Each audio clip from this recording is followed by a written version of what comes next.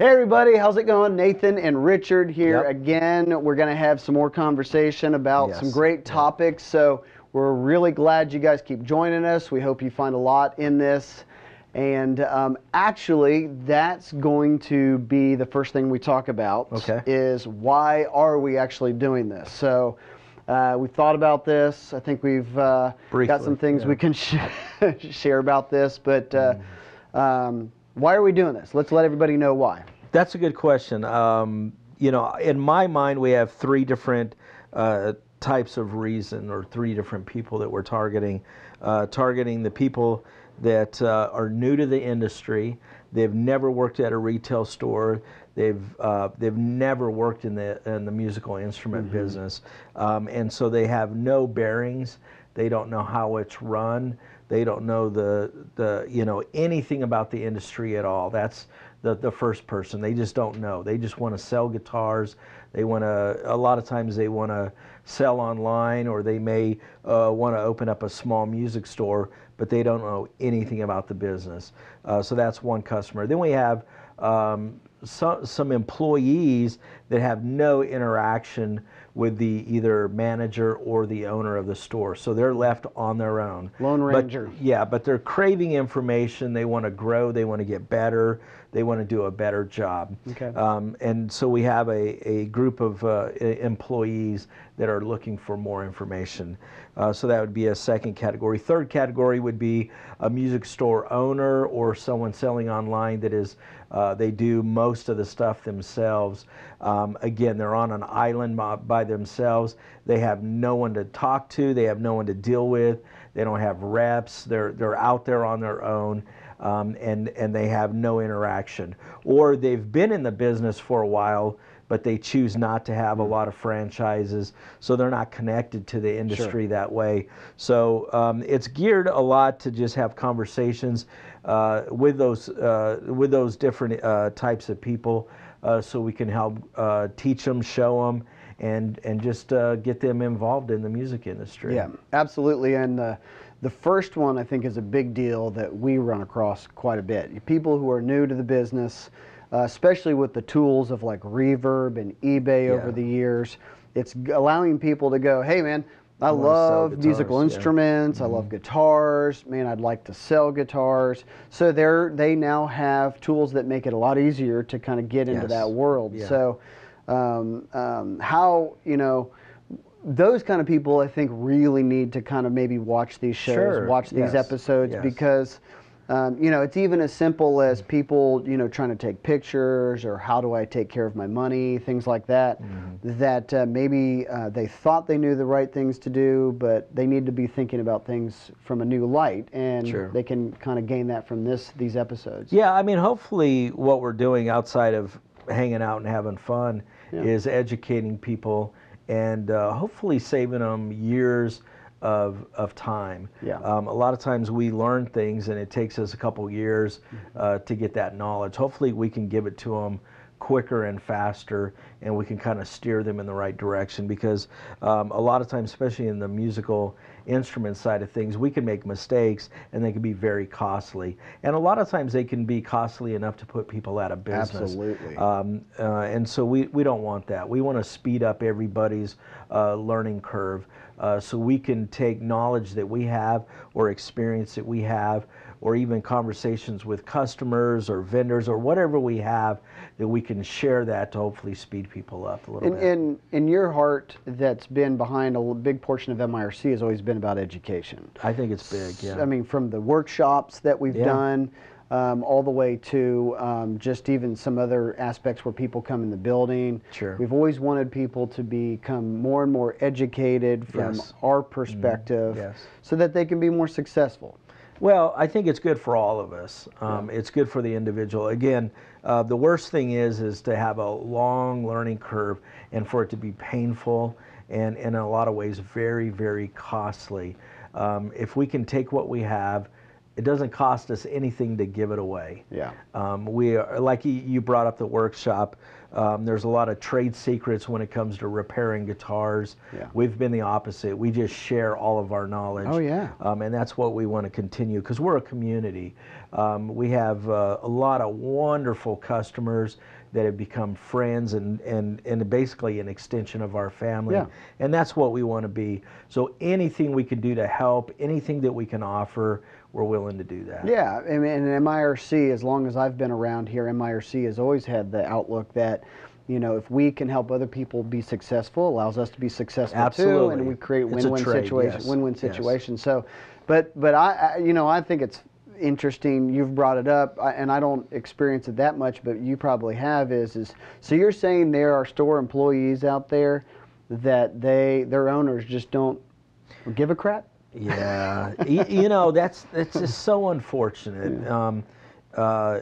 You know, yeah, we do, and that's the sad part, is because we have a lot of store owners, and we talked about it a couple of episodes ago about owners and employees. Sure. So I won't get down on that, but there is a lot of employees that are suffering because they're not being trained and they're not being led into this business to become better. Yeah. And these owners that don't care about their employees or they're focused on other things. I mean, there's a lot of them that really like their employees and they hang out, but they don't show them, they don't tell them, they don't grow them up. Yeah. And so there's a big vacuum out there that is being missed. And that's what we want to do, is we want to try to help the owners fill that vacuum. Yeah, and because truth be told, a lot of times there are expectations from those owners on those employees, so they're still at the same time expected to do a good job, but yet maybe they don't have the tools or the education to really see that through. Yeah. So, and then the third one are people who are just never around the industry. They've kind of, whether they didn't mean to isolate themselves or they just kind of did, like you said, they don't have franchises, which, you know, we work with a lot of customers that they don't carry franchises. They've said, hey, we get a lot of great guitars from MIRC, we're just going to keep doing that, but maybe they don't get any education. So how can we help them a little bit better? Well, you know, the big part of it is manufacturing and even the industry as a whole does not educate the store owners or the employees like they should. It's something that I've been very critical and very vocal about, is there's no continued education with them. So manufacturers, in a lot of ways, they're concentrating on what they're concentrating on, but they're not going out and training employees about the product like they used to do. So they're not telling them about new models, and they're not showcasing things like they do. So employees a lot of times are lost. They'll get product in that they know nothing about it, and so when consumers walk in, they're expecting to go see the experts, but there's no training, there's no knowledge there, and so we've really hit a curve with that, where, like I said, years and years ago, the manufacturers had reps that would come to your store, and there was a lot of really good reps, and they would train you and show you and teach you how to sell it, all the different appointments of a guitar or an amp, and so you can sell it or whatever it is that you were selling. But today they've eliminated a lot of the reps, and they're concentrating on moving boxes, so to speak. And so we have a lot of the younger generation that the only knowledge that they're getting is by Googling it and searching it and doing it on their own. So we want to kind of jump in the middle of it and say, hey, we deal with all the manufacturers, and we want to do everything that we can possibly do to train them. So that could be the store owners, that could be the employees, or it could be someone who's just getting in business and starting off that has no knowledge or no information out there. Okay, and hey, I know a lot of our clients that we work with, they really get into the sales videos that we put out. So you know, to the point where it's too much. You know, like I have one employee that's like, hey, my wife actually hates your voice, and I'm like, why? And because I lay in bed at night and watch your sales videos. I'm like, that's not a visual we want to we want to go down. Yeah. So anyway, but my point is that people do like that information. They like content and helpful content at that. Yes, and that's the goal with this, is we're trying to pick topics and either give experience, either past experience or what we're in the process of doing, because you know, we make a lot of mistakes. I mean, we're always learning, we're Sure. always growing, but through this process, again, we have a lot of information that we can help our dealers with, and of course we love selling guitars. That's the reason why we're here. But a big part is also to partner with those guys so we can share all the information that we can. Okay, absolutely. That's great. So as we journey down this road, we obviously invite you. We'll be doing some more episodes. Yes. Talking about more relevant topics that we think Yeah. we would love to share with you, and that you can get involved in the conversation. And also we'd like feedback. Yeah, okay, yeah, absolutely. Yeah. So now that goes into the last episode. We touched on selling online a little bit, and we kind of joked around that maybe some of the online dealers thought we were kind of picking on them a little bit, but Yeah. that's not necessarily true. No, We just that's kind not of the brought up truth. some things Yeah. that maybe were a little touchy. So maybe we need to talk about people who sell online, and why it's important, why it's a big deal, and why it's more relevant, you know, maybe more relevant than ever. Yeah, and I've said for the last couple years to people that have asked, if I owned a music store, I would also sell online. You brought up Reverb. You know, they're another outlet that has made it very, very easy to move product, Yeah. to sell to people, and that's a good thing, because we have. There's a couple different demographics of people that we deal with. We deal with you know, a lot of music store owners tend to be at a certain age, whether it's 50 to 60 or whatever the numbers are, and then the younger generation. The younger generation, say a 30-year-old guy, really goes to Reverb and gravitates to it and loves it. And the older guy's like, I don't want to sell online. That's a lot of work. I don't know how to do this. But they've made it very, very easy. But yeah, we're not picking on anybody that sells online. Our biggest customers that we deal with sell online. Yes, they do. And it's amazing. I was driving into work, and one of our online guys, he was a lead that I talked with 2 or 3 years ago, and he was telling me a story, and you know who he is because he's your customer. He was telling me how he wanted to be kind of like pizza delivery and take these guitars and deliver it with X amount of miles. Which I thought was really weird. Well, he had a great... It worked. and I'm sitting there and I'm like going, man, I don't know if I like this guy or he's crazy as all get out. Yeah. But for some reason, I'm like going, I like this guy. Yeah. He was full of energy. He was full of ideas and what have you. And I was just thinking, man, I think he can actually make this work. Well, he's kind of grown into other avenues and done every different things. But it's amazing over the last couple years, the growth that he has had. And he didn't know anything. He came in it with just a desire to do this, and he's researched, and he's just constantly growing and getting better and better. You showed me a video that a former employee that works with him made for him, and I sat there and I couldn't help but be proud, because I was like, this is one of our customers who he works his rear end off to do good business. So again, we have some of our best dealers, and our biggest dealers are online guys, so I'm not bashing them. Yeah. Okay. So, and yeah, actually, I thought that video was great. So, but as online tools have made it easier to sell, it's also made it easier to make mistakes. Yes. So we've got guys and gals. We've got people that are, you know, they're getting content out there. They have the drive, and like I've talked about on a couple people, man, you've got the will. You want to go out and kill it and drag it home. Yes. But now you need to kind of come in back and refine some things so that the content that you put out there is deliverable. You know, people welcome it in. It's modern. You know, so some of the pitfalls of selling online, maybe we need to talk about like that. So whether it's the quality of pictures, whether it's customer service, you know, you can't just take something, throw it up online, hope it sells, and then, hey, screw you. No, when online started, that was very common. I mean, you know, you can sell anything because people were just craving that. But today, cameras are so much better. Yeah. So expectations have grown so much where they want quality pictures, or they have steps of things that they want to make their purchases. I have a package being delivered today of something that I ordered online. So I'm ordering online as well too. So there are things that I look for that help me make my decisions. So it's kind of like owning a music store. You have to accomplish the same thing to capture their interest and gain their money. And you mentioned some of the different pitfalls, but there's a handful of pitfalls that we need to talk about. So hopefully our dealers can examine themselves.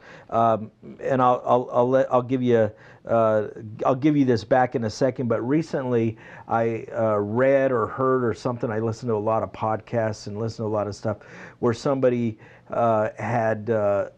they had put some information on their website, and they came back and said one of the biggest things that we don't do is go back and proofread what we've done or modernize it. And so it kind of ties into what we're talking about. So a lot of our guys, they'll get templates and say, hey, this is our template, and then run with it. Well, that's the same template they were using 4 years ago. That's exactly and there right. could be technology or easier or faster or cleaner ways of doing it that they need to take a look at. Yeah, absolutely. I mean, even to the point of where now they're selling a guitar, they have it listed, it's the wrong preamp, or it's the wrong tuners, or something about aspects of the guitar has changed, but you're advertising it one way, but a newer guitar is a different way. So those are just things that people need to pay attention to. I think one of the biggest pitfalls out there is pictures. Always. Pictures, people, and a lot of credit to people. There's a lot of people out there who are trying. But like one of my clients that I worked with, and he's done a great job with, is everybody knows, like on a lot of these tools like Reverb and eBay, they naturally crop the pictures. Yes. So they take a picture, they might be elongated, they throw it up there, and now all of a sudden you just see a portion of that photo. And it's like if you go on Reverb right now and you type in anything, I don't care what it is, it's amazing how still like 70% of the pictures are totally cropped to where you only see a portion of the product that a you're lot trying of to people sell. aren't going back and looking at it like a consumer and go, hey, let me look at my auctions. That's exactly from right. their point of view. And they don't pull it back. They go, oh, I'm off to the next one.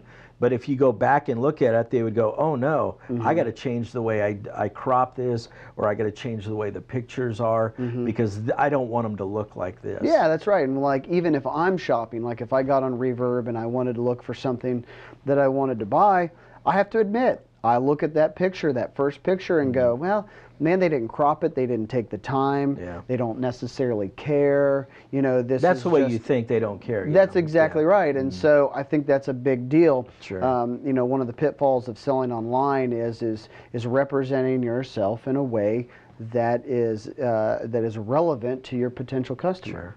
Yeah, or taking, I've seen one recently where you take a picture of a guitar and you have a backdrop, and the backdrop, it looks like you just got it out of the closet. It's full of wrinkles. It's not washed and dried and clean and slick and looks good. There's all these wrinkles in it. So for me, I'm looking at the guitar and but all I see is wrinkles all around the back. And it is. You think that the person doesn't care, when actually they do care. They just don't have the eye to see that. And that's something you've brought up a lot of times, even in videos in the past that we've sent out, that selling online, you kind of have to go back and kind of reevaluate yourself every so often to make sure that you're presenting yourself in a relevant way now, not like you were doing something 6 or 9 months ago. Absolutely. Yeah, technology moves so fast that at a point, whether it's 2, 3, 4 times a year, you've got to go back and evaluate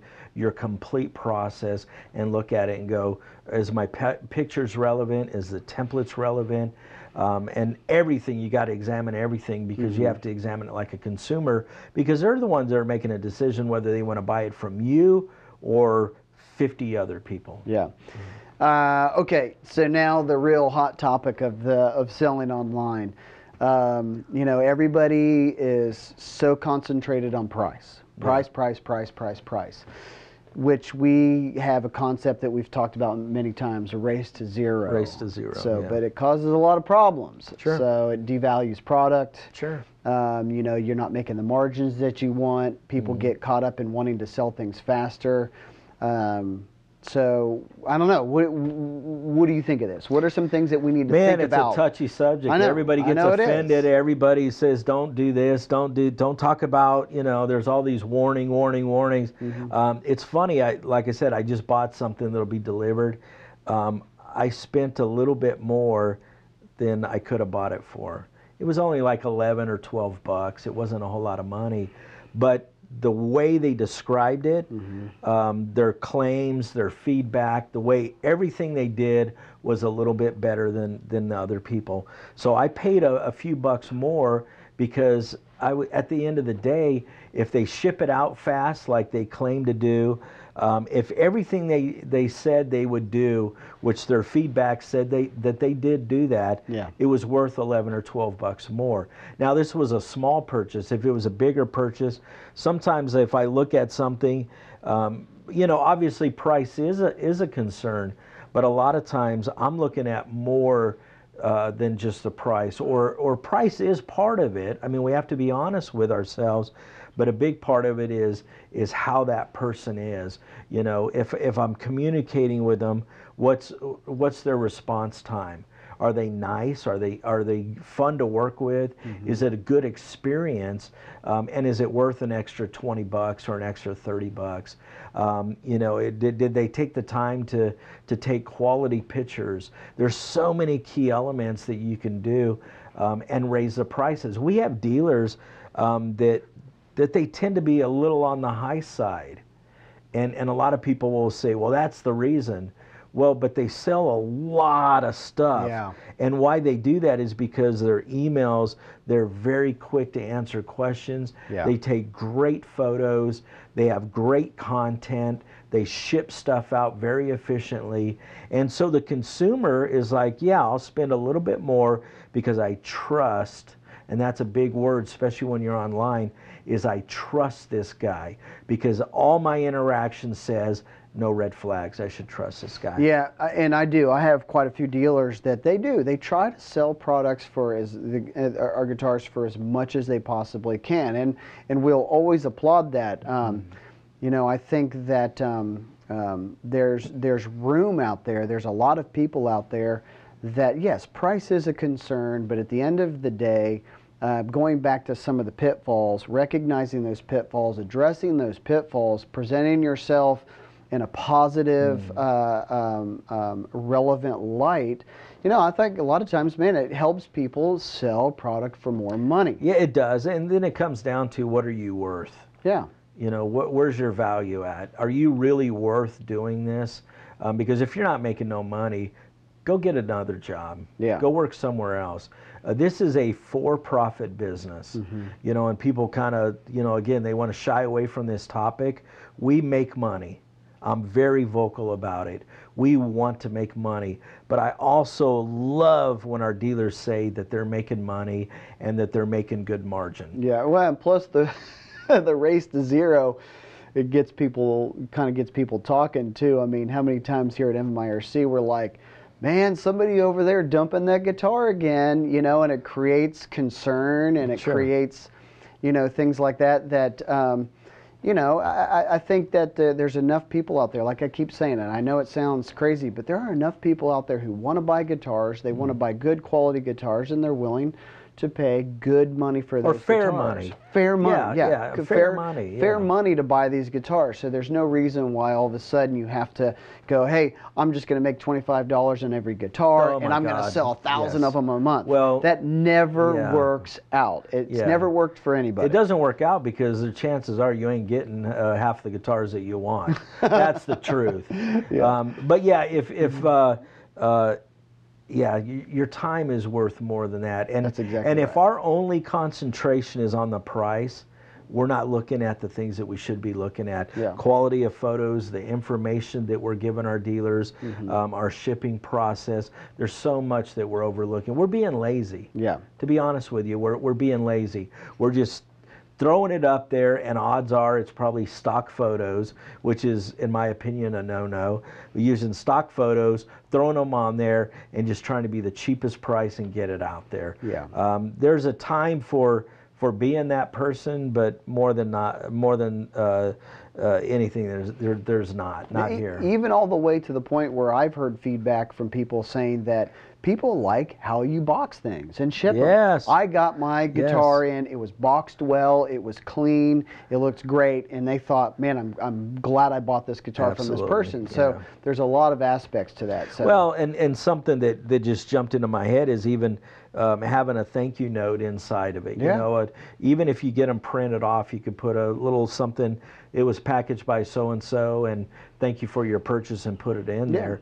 You know, little touches like that make people feel really good, and then makes them feel good about their purchase. Yeah, and I have some clients that actually do that. Yeah. And they sell a lot of guitars. Absolutely. So, but okay, so you know, selling online, it's important. It's relevant today. People really need to be doing. If you're not selling online, you need to be. You need to be. Yes. So, obviously, you can always talk with MIRC about that. But and let's touch on this before you move on. Is we have Reverb coming out here this summer. If you don't sell online, come out, because we will have Reverb here this summer, and they'll teach you and show you, and they'll make it easy. Go ahead. Oh yeah, they do make it very easy. But obviously, businesses need to, specifically in the MI business, you know, you have to have a plan together, you know, to some degree. You have to have a plan. Even if you are selling out of your own home and you're selling online, you should still have a plan. Also, we're now moving out of first quarter into second quarter. Yeah. But maybe it's important we kind of talk about, you should have a plan, but also it's not too late. It's not too 2018 late. can still be a good, positive Absolutely. year. Maybe what should people realize? What are some goals you want to accomplish? What are some things that you want to do? Yeah. Traditionally, at the beginning of the year, I already have written, and this is key, written plans of things that I want to see us accomplish. But say fast forward and you haven't done that. It is amazing. What we do is a lot of times we put things off and we wait for the first of the year, and then the first of the year comes, and then we don't follow through with it. It's like the gym. A lot of people go, well, the first of the year I'm going to lose weight and I'm going to sign up with a gym, and so the month of January the gyms are packed, and then by February, March, April they start, you know, less and less people, because it's human nature to take the first of the year and want to do all these things. In November, December, we're worried about Christmas time, we're busy, and we honestly need to put some of that stuff off. I'm guilty of it, I do it, but the first of the year is when we start planning and we take a look at what the year needs to look like. One thing that I did, and I talk about this, is years ago, and I'm not good at writing down stuff. That's just not my MO. I remember writing down goals, and I stuck it in my drawer, and I just left it. But I had it in my head. I knew what we wanted to accomplish.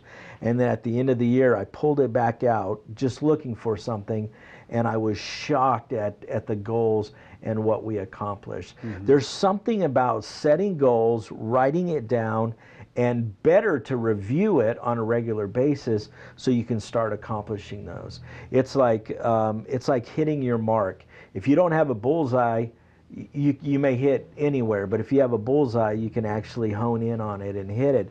And there's a lot of our dealers, we've been guilty of it as well, is not having goals and setting goals. But goals can be monetary. You know, I want to sell X amount of money's worth this year, or say online, they want to sell X amount of guitars this year. And there's all these different goals, and what works really good is if you can break them down to yearly, maybe or quarterly, and then even monthly, even weekly. You know, so there's a lot that we can accomplish by setting goals and actually trying to achieve some of that stuff. But a lot of business owners and a lot of people in this industry, they don't set goals. When you ask them, what are you looking to do this year? You know, what are your plans for this year? and then there's dead silence. There's no comeback. They haven't even thought about it. Yeah. And it's common. It's not something that is shocking because one or two people. It's several people. I remember years ago talking with a husband, and it was a husband and wife team. I just asked him. I said, "How come you don't do this amount of money a month with us?" And he said, "Well, I don't know." And I said, "You guys are so good at this that you just buy a little bit and you sell it and you're fine. But why don't we set a goal for both of you guys to quit your day jobs and do this full time?" And it was dead silence. And I just kind of moved on. Well, 2 or 3 days later, he calls me back and he says, "We talked about it and we want to do this." And it was shocking because they responded back to us, and they responded back to me. But the thing that was amazing was they actually went through with it. Yeah. They actually started buying more and they started doing it. A lot of times we need permission to accomplish certain things. They'd never thought of that themselves. They never thought of it on their own. They were happy with doing a certain size order. And they ended up doing about 10 to 15 times a month of what they would normally order. My goodness. I mean, so it was big, but it allowed them to go in their own business and quit their day jobs and go in full time. So again, a lot of times we need to review what we have going on, and we need to set goals annually, biannually, and then quarterly, and then weekly if we can, even daily. Yeah. And there's a lot of people, a lot of my clients, it's a very personal situation, we're a small company, they're a small company, so a lot of times you get people sharing and talking and stuff, and so a lot of times the business owners that I work with, my clients, they will say, hey, they'll do percentages, like, hey, I'm up this year, I'm down this year, I'm up year to year, this month was good last year but not good this year, and so I think a lot of times people live in that world of percentages. Like a lot of people will be like, oh man, I'm doing the same that I did last year. But what I never hear back a lot of times is are you planning to change anything? Or have you been down? A lot of people just go, well, that's just the economy. That's just what I've got to deal with. That's the plate I've been served. It's just, it's an excuse. And so a lot of times the conversation needs to be redirected. Okay, I get it. The economy might be this way. You might be doing this, but do you have any plans to do anything or change that at all? Are you in charge of what you've got? Are you moving in a positive situation, direction? I don't know. We don't hear a lot about that. I mean, we need to hear more about that. Our business owners trying to create. Well, and a lot of times it's a lack of planning. They have nothing to say or nothing to do because they haven't planned for it. Yes, that's exactly right. And they're not even assessing their plan midstream. So they've gone 6 months. Let me look at my plan. What am I accomplishing? How am I doing with it? Am I meeting my goals? Am I exceeding my goals? And sometimes with that you have to readjust your plans. You have to say, wow, I need to improve in this area. I missed the mark here, or wow, I'm doing really well in this area. So a lot of times when we hear that, when we hear people say we're up or we're down, and there's no other part of a conversation, it's a lack of planning. They're letting it happen to them instead of doing something about it. That's right. And what somebody needs to plan is a guitar contest. No. Come on. Man, you get a bunch of, there's no new Eddie Van Halens out there. No, well, I mean, not. They might be, but... What's that got to do with a guitar contest? Well, they all get up there. You said guitar contest, you didn't say guitar throwing. Okay, all right. Oh, okay, all right. Well, we need some people to get up there and I don't know if we do. Man, it's just, I think it's a great idea, man, right. Guitar contest. All right, you're in charge. I mean, don't you think it'd be a good idea if people had drum contests? No. Horrible. That's the worst thing. Drum solos need to be outlawed. I hate drum solos. That's right. The only one that can do those is Neil Peart. Yeah. that was an inside joke. No. But anyways, that was an inside joke with Ian. But anyway, but going back to planning, whether it's a guitar contest or not, the things that we do, we need to be planning, even the small things. I mean, we Yes. plan out our floor, the way the Sure, floor looks. We plan out inventory when we order from our franchises, but why aren't we planning out, events that help keep those things progressively Sure. moving forward? Sure. And I think it's vitally important, sharing it with your employees. Sure. Well, and setting goals again, because we're so used to ordering, we're so used to just doing a routine that we're not doing goals. We're not hitting goals. We don't have goals for employees. I mean, that's something that we need to think about. Not only do we need to do it, but we also need to have employees involved with it.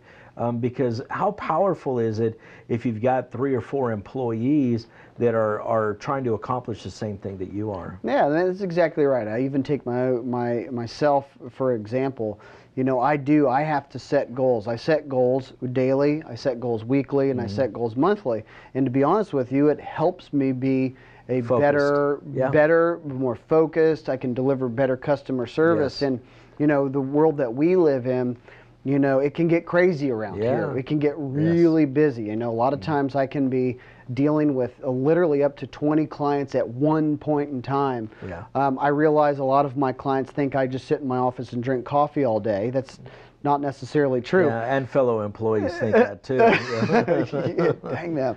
But realistically, at the end of the day, I have to plan. I have to set goals. Yes.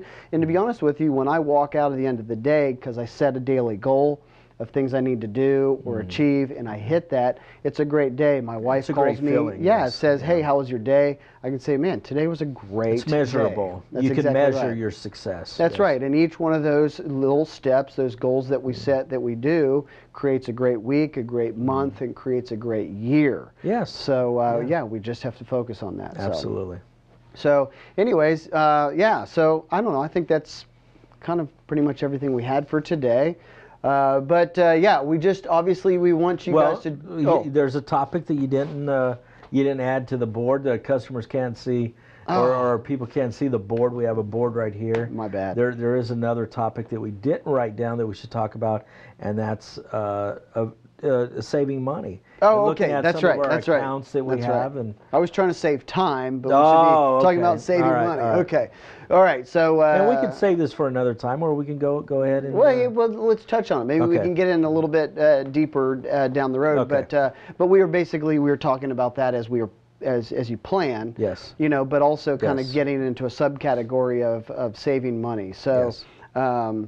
You can see a lot of ways, even as you are conducting business here at MIRC, you step back and you go, man, I need to reevaluate how we spend money, where we save Yes. money or where we need to be saving money. So what does that look like for you? Well, I mean, it's the most boring thing we can do. Is sit there and evaluate and examine that kind of stuff. People love to spend money. Yeah. Well, I love spending money. So when we talk about saving money or doing things different with that, it's no fun. So very, very, very few companies or very, very few people sit there and audit their own accounts. Yeah. Actually this morning, we were planning on doing this a little bit earlier, but I was in a meeting because I was working on boxes, stuff that we ship out. We ship out a lot of guitars, as you know, and you see, and a lot of boxes go out. So I haven't been very happy with the people that we've been using, and I want to go and use somebody else who we've used in the past. And auditing it is a great thing because we don't realize some of our supplies, they come in and buy our business. So they come in with these low ball offers or really cheap prices, and then they slowly raise your prices and you don't know. Yep. And their customer service goes down, their delivery times, the quality of the product is not what you want it to be. So there's all these things that go on, and a lot of times we just deal with it. Yeah. Yeah, we don't examine it, we don't look at it. But part of making money The flip side of it is how can we save money? Because it's bottom line dollars. It's, we can make and I use the analogy, if you make $10 million a year, but you spend 11, you're broke. Yeah. You're in the hole. But if you make 10 million By a lot. and you only spend 3 million, you've made a lot of money. That's exactly right. And a lot of that is by how much you can save, how much you can keep of that money. That's right. So I encourage all of our dealers, regardless of where you sell, whether it's online or a music store, is to audit your accounts on a regular basis. So the boxes is something that I'm working on right now. Hopefully we'll have it resolved this week. But the one that I just got done with was our shipping carrier. Yeah. We were spending on average of about $240,000 outbound. That's not the inbound shipping. That's insane. That's outbound. That's an enormous amount of money. That's right. And we charge freight on some of our product and so on and so forth. And everybody thinks, we didn't make all of our money back. We're still not making money on that, which goes to our bottom line. So with all of that going out, it's a ton of money. Yeah. Bottom line dollars, and that's what we need to stress, is it's bottom line dollars. So I met with our shipping carrier and literally have been grinding on them for a couple months.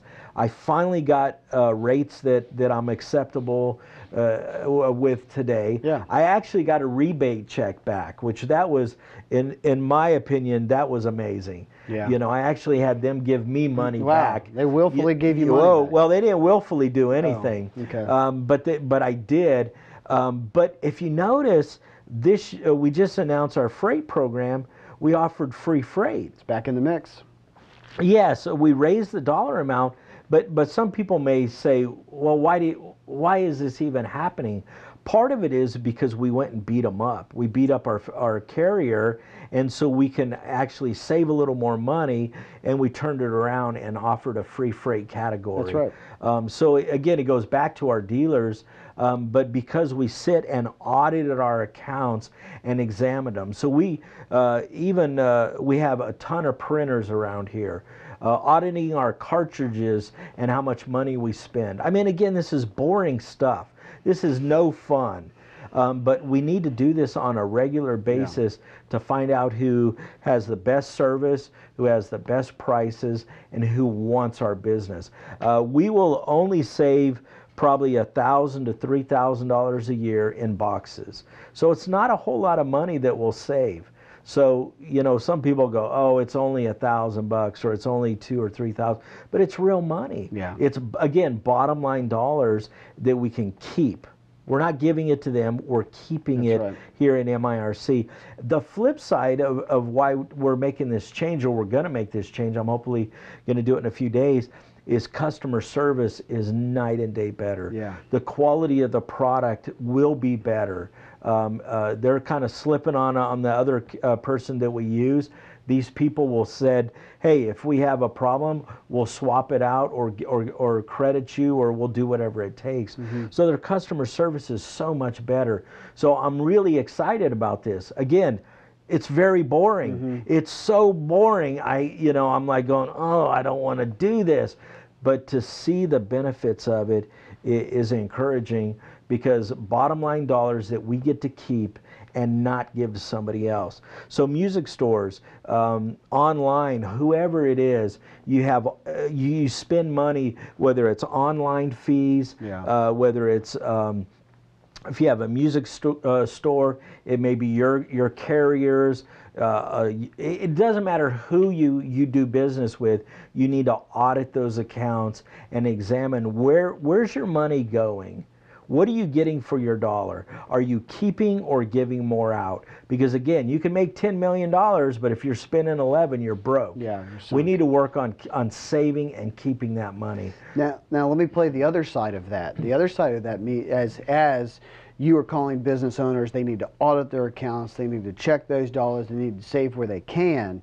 The other side of that could possibly be that maybe you need to not skimp dollars somewhere to where you need to make sure you have good customer service coming from somewhere. Well, and like I said, with the boxes, the one thing that is more exciting, even over saving $1,000 to $3,000, which is very important, is the level of customer service that I'm gonna get, because I've worked with this guy before. It's very exciting. He's actually going to come in and inventory what we have for us. Yeah. So there's no human errors except for his, but we will approve everything. So we'll have another set of eyes on it. The quality. I mean, yes, it has to have. It has to be good stuff that you're doing.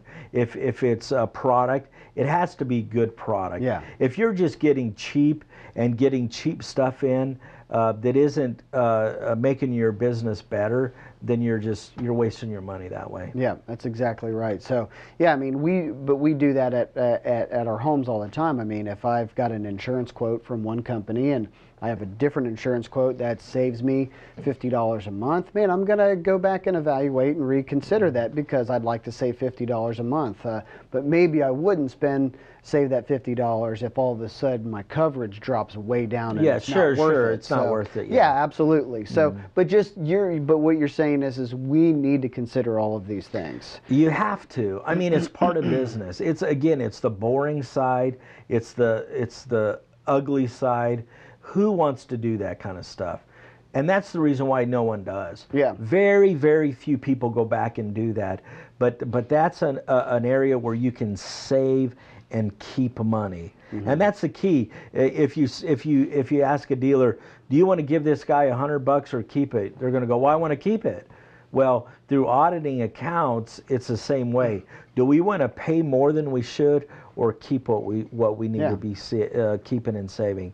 And so we have to audit these accounts. That's exactly right. And even you and I were talking a couple months ago about Mark Cuban. He was, we know him to be a billionaire. Sure, he owns the Mavericks, or he does own the Dallas Mavericks. The Dallas Mavericks, amongst but others. It was interesting. They asked him, what are some things that you do as an extremely wealthy person to constantly moving forward? And one of the things on his list is he goes, I don't buy $2.50 cups of coffee. And I'm like, more. Or more. Yeah, I mean, nice little, mocha latte with some or extra something. drizzle on it. Sounds really good.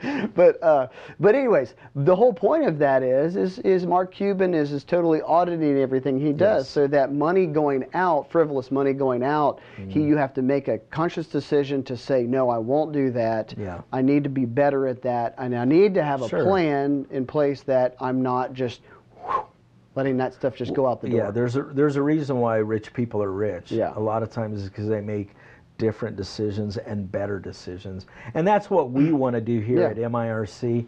That's what we want our dealers to do, is kind of act like we're rich.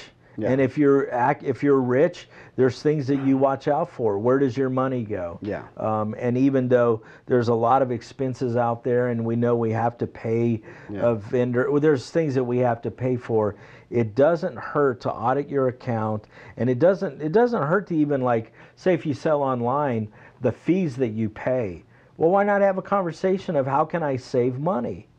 I've done that with even like our shipping company. I will ask the question to the rep, how can I save money? And then I shut my mouth, because they're the pro. Yeah. They could say, well, the dimension on this box is too much, or the weight, or this, or they give you ideas, and I write them down. Okay.